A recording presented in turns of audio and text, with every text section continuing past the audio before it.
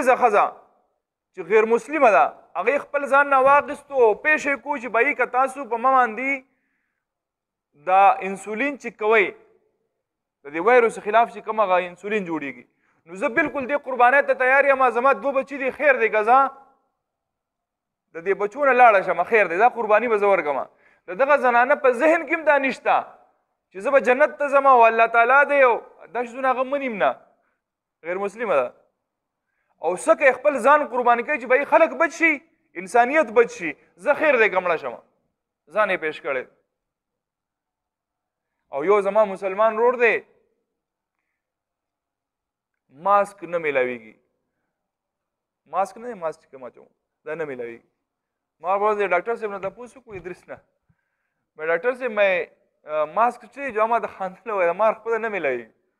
مې دا څه ویل کوم او کنه وې په 1400 روپے باندې ډبې راکې د 180 روپو ډبې په 1400 وې موږ ته چې لکه 1500 راکې خوراک وای نه راکې نشته وای چې غیب شوی دي څه لپاره چې دا ګران شي د څه لپاره ګران نه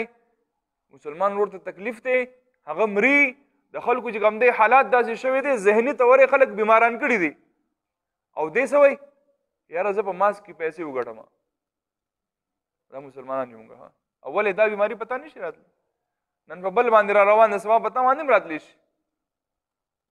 او دې خوشاله دی چې بای زه په ماسک کې پیسې ته وسونه پیسې وګټې د ملیریا ګولۍ نه دي ملیریا ګولۍ اوس یو ډاکټر خبره کول د ملیریا ګولۍ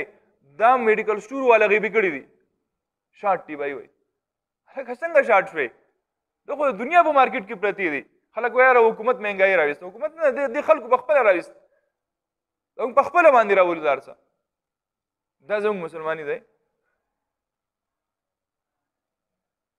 د ملیریا ګولۍ یاره د یو انسان به خدمت وشي هغه به هغه بیماري ټیک شي عامې به مې میلاوي دي ورځانې ګولۍ دي او هغه یې شارټ کړي دې لپاره چې بهی دا خو ورځانې دي ما له به ډېرې پیسې کوي دا زموږ مسلماني ده زما اکسیډنټ شوی په موټرسایکل باندې تاسو ته به یاد وي زه چې کله په موټرسایکل باندې وغورځېدم نو زه په روډ د پاسه پروت یم او په خپل تکلیف او په درد باندې لاس مې مات شوی دی او یو مسلمان راغلی دی هغه زما سره دا ښېګړه کولی شوه بس زما موبایل زما سره و په دغه ټیم کې ماته د موبایل ضرورت و چې بهی ما رابطه کړې وې چا سره زما دغه شی پہچان شوی وي چې بهی څوک دی چېرته وړل پکار دي څه وسره زما به څوک راغلی زما خواله نو هغه مسلمان زما نه هغه موبایل اوچت کو او پټې کو سم به خوشحالي دی چې ماشاءالله لکه بهی کمال مې کړی دی ځکه چې بهی یو سړی پروت دی زخمی دی پرړېږي اینې ته بهیږي لاس یې مات دی او ما د ده نه موبایل واغېستو بهی توره مې کړې ده او دی په دې موبایل باندې بروز په فیسبوک په پوسټ شیر کوي چې بهی د مور او پلار خدمت کوئ د خلکو سره ښه ښېګړه کوئ دا پوسټونه به شیر کوئ نو زه حیران درته یم ځکه ته مسلمان یې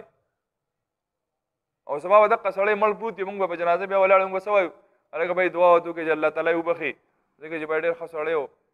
موبایل یې پټولی